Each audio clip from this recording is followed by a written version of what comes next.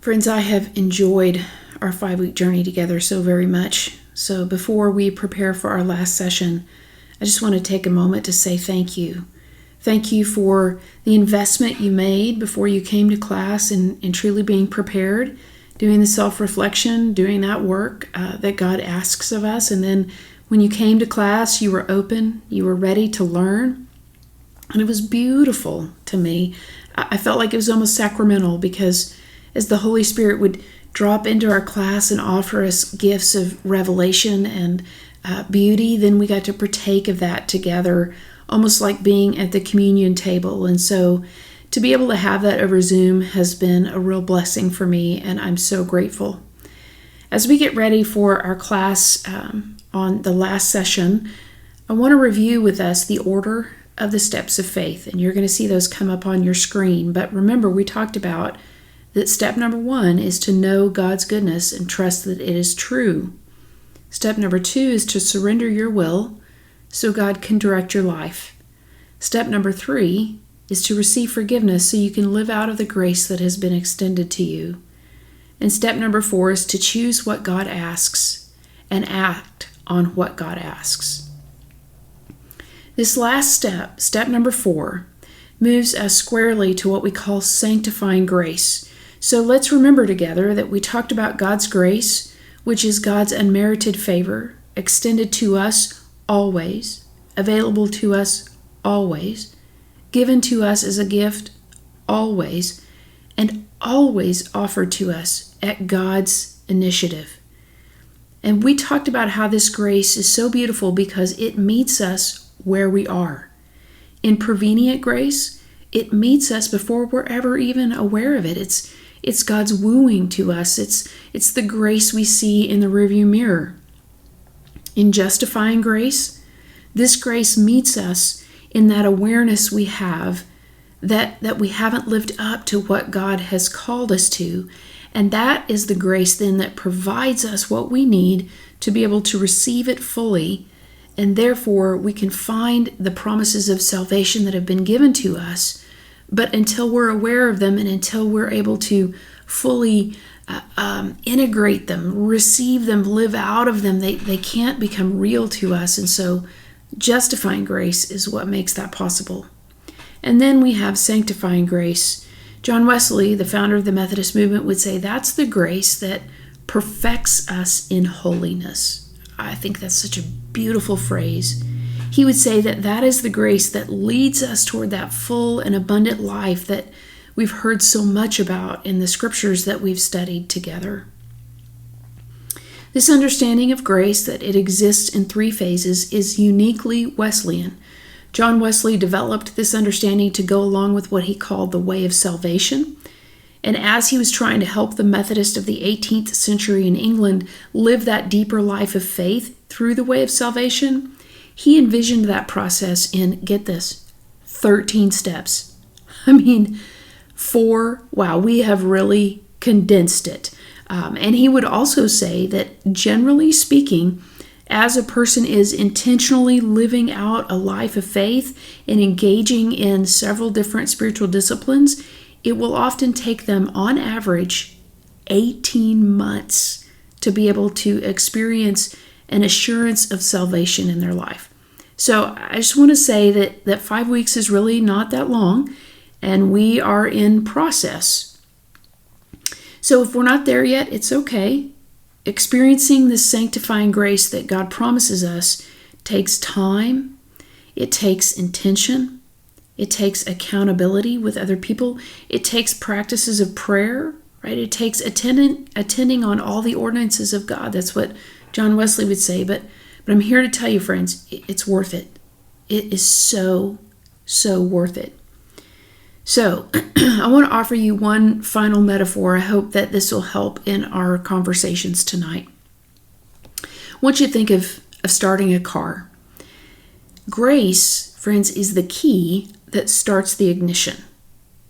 It is not us. It is not our effort. It's not even the works that we do. It's that God chooses to put that key in the ignition of our car and start it for us. And that's what grace does. Now, you know and I know that once that car is running It can take us any myriad of places, and it's wonderful, right? But I want you to think, if you've ever driven a Standard, I want you to think about that lowest gear, that first gear, and then what it feels like to gain some momentum or some speed and shift into the second gear. And then finally to go ahead and shift on into whatever it is, third gear or fifth gear, but kind of that overdrive gear. So kind of have that experience in your mind. And I want to be able to offer you this parallel. So the first gear, it's like prevenient grace. It's what gets us moving in the right direction, whether we know it or not. But what you're going to know is when you're in first gear, you're not going to go very fast, all right? And pretty soon you're going to be bumping up against that whine, where like, I need to shift gears. And that's then when God will allow you, or God will even shift you sometimes into that second gear that we call justifying grace. And it's in that moment that we have to have that deep recognition of how much we need grace in our lives. And that allows us then to respond to it fully. Usually people describe that experience as surrendering or trusting fully in God. In my life of faith, I'm going to tell you that has happened any number of times, that I come to that place where I feel like I'm really kind of running first gear too high, and I need to shift into that second gear, but I have to be able to trust God to do that work in my life. And so in that middle gear, then it takes us a long way. But there is a point at which we begin to experience the RPMs being too high again in that gear. And we really need to shift. If we're going to keep going, we need to shift into the third gear. All right. And that's what we call sanctifying grace. That's a shift that creates a rhythm and a routine to our life that is focused solely on God and God's will and God's way. It depends solely on God. It is a life that engages practices that help keep you close to God. And it is the grace that generates the kind of life change that means that Christianity is no longer a set of beliefs. It's actually a way of life. And sanctifying grace is very, very powerful in its ability to perfect us and to move us into a life of holiness, which is what step 4 is all about. Now, some people might ask, so which comes first? Are we supposed to act ourselves into the patterns of sanctifying grace and then eventually it becomes real for us? Or do we trust the process and wait for God to be able to move us through the steps at the pace that God determines?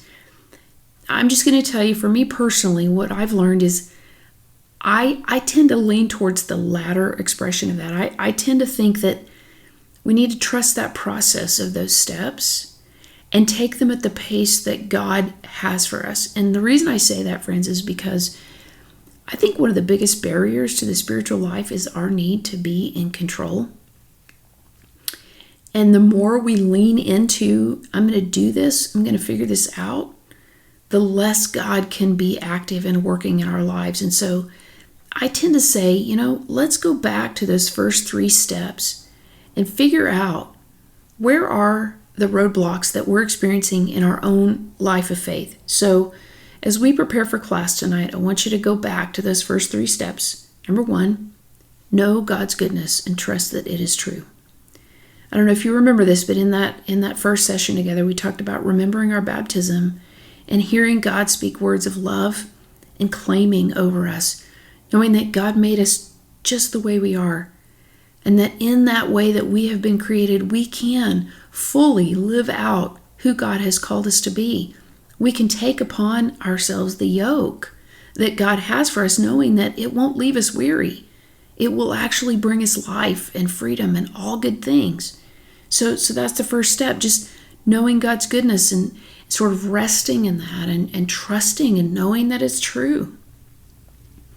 And out of that place of knowing that God is for our good, then we let go of our need to control, right? We surrender our will so that then it fully is God's will that directs our life.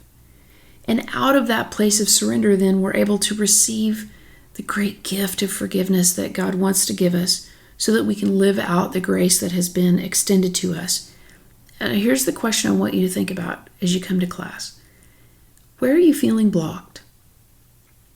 As I went through those 3 steps, where do you feel like, man, that's the place that I'm getting hung up? Or maybe there's like 5 places you're getting hung up. Or maybe you don't even know. You just know you're not there yet, but you don't even know why. I mean, that's an obstacle in itself. Whatever that is, I want you to take some time to journal about that, because what I need for you to come to class with tonight are your questions. What are your questions that you need to have cleared up so that whatever that block, whatever that obstacle is, it can begin to make a little bit more sense to you, and it can begin to fall into place a little bit for you, because we're going to begin our class time with your questions. And I'm going to tell you a little bit about where we're going to go. In this last class, I want to make the case for you that step number 4, choosing what God asks and acting on what God asks, should require no effort on your part. I want to say that again. It should require no effort on your part. Instead, if we have made it through those first 3 steps and our attention has shifted powerfully to God, to choosing and acting on what God asks, it's just a natural response. It just sort of happens like, well, of course we would do that. And it's our desire. It's not something that we have to force or we feel obligated to do. It actually comes from the place of desire that rises up within us of, we want to live that life that pleases God, that honors God. And as we are loved, as we are created, then we live into that creation. So I'm going to look forward to sharing this last session together. We're going to work through your questions. I encourage you to bring the best ones that God gives to you. But this is what I want you to know. We're going to trust that God's grace is enough for us, and that whatever pace God would have for us in moving through the steps, that's the right pace, and that in the right moment, God is going to offer us the revelation that will allow us to move deeper into a relationship with God. So, I'll see you in class.